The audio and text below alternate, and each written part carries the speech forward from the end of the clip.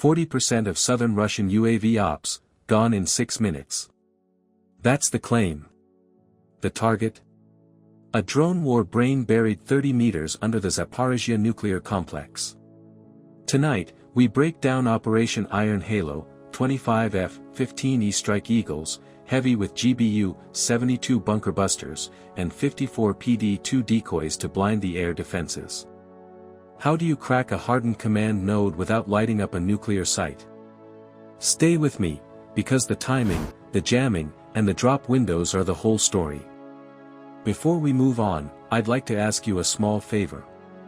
If you appreciate this content, please take a second to like this video and subscribe to the channel. Over 98% of you watch the videos without subscribing. It costs you nothing, but it makes a huge difference to us. So, did you click the subscribe button? Great! Thank you so much. Now, back to the video. A command brain under a nuclear complex is a bad riddle. You need to cut sight lines without shaking the core.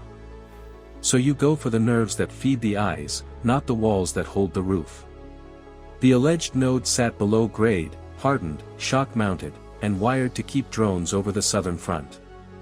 Redundant power, buried trunks, and a clean RF profile on the surface. It existed to survive near misses and keep the uplink steady. Here's the bind. If you strike, you risk fallout in politics and blame. If you don't, your line lives under constant glass, spotter drones, rapid fires, no pause for medevac or resupply. You have minutes to blind a system that queues in milliseconds. So you hunt its habits. You map RF chatter that spikes at dawn launch windows. You watch thermal flickers on nights when generators shoulder load. Well, the video started circulating this afternoon here in Ukraine, and people simply couldn't believe. Hidden in cabins close to the airfields, that's how it's been carried out, and the Russian Defense Ministry describing it as a terrorist attack using drones against a drone being monitored as it struck the aircraft. We're also hearing of almost 500 drones smuggled into Russia. You log trucks moving fuel bladders, server crates, and dish assemblies to a place that claims to be quiet. Then the sortie rate jumps, and your confidence firms. That's why the F-15E makes sense. 2 crews split the load, one flies the terrain and threats, one works sensors, routes, and ordnance. It carries heavy bunker busters, runs low with terrain following, and plays well with decoys and jammers on a clock. The PD-2 layer goes first. Cheap airframes drag bearings the wrong way, flood search radars, and plant false tracks. Crews start shooting at ghosts. Emitters light up where they were supposed to stay cold. Open doors appear. Drop geometry becomes the craft. Timed windows, stacked runs, and fuses set to bite deep before the brain knows it was touched.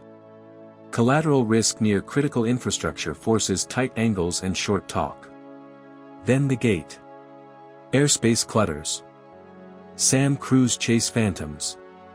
The strike threads the seam. Below, generators hum and link still pass orders, until they don't. Heavy bombers, including those triple F-95, the ones that carry the missiles that... This is something that's, well, footage was released actually by the SBU in the past few hours. This is Russia's Belaya Air Base in Irkutsk in Siberia. Ukrainian intelligence which carried it, and by the... Minutes later, southern drone queues lag. Guns wait on calls that don't come. Units on the line lift their heads and move. If that door swung open, what broke the lock was built to chew concrete and keep going. Now we go 30 meters down. Can a steel cone of force touch a nerve without tearing the whole body? That is the problem when the nerve sits under concrete, rebar, and dirt next to a site the world watches. You don't swing wide. You thread a needle.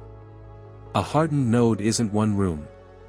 It's layers stacked to each shock, rooms hung on isolators, and power that doesn't blink when one generator dies. Comms run in buried trunks to keep the uplink clean. The design goal is simple: survive near misses and keep orders moving. Penetration meets precision, and the math gets tight. Too shallow and you peel the roof with no brain damage. Too deep and the blast vents into soil and spends itself. Near a nuclear complex, your safety margins shrink to inches and milliseconds. Deep penetration weapons solve it with sequence. A dense body hits first and keeps shape through concrete. Delayed fuses wait until the casing has buried, then fire. Some weapons stage energy in steps, kinetic punch, then a controlled internal blast, to fold ceilings, crush racks, and starve circuits. You don't target walls. You target the network. Server halls host the flow. Satellite uplink rooms push it skyward. Power conditioning smooths the current. Fiber junctions are the throat. Cut those, and the brainstem stops sending signals, even if the shell still stands. Airfields. Let's bring in Emmanuel Chiaz, our correspondent in Kyiv. What they were saying, because on screen shared by Ukraine Defense were pictures of Russian heavy bombers by the Russian Defense Minister, and as many as 40. Secondary effects finish the work. Fuel stores flash and feed heat. Battery arrays cook off and sag the grid. Cable vaults fuse, and reroutes trip breakers uphill. Planners stack strikes to force cascading failure, one room killing the next. Battle damage reads like silence. Telemetry drops.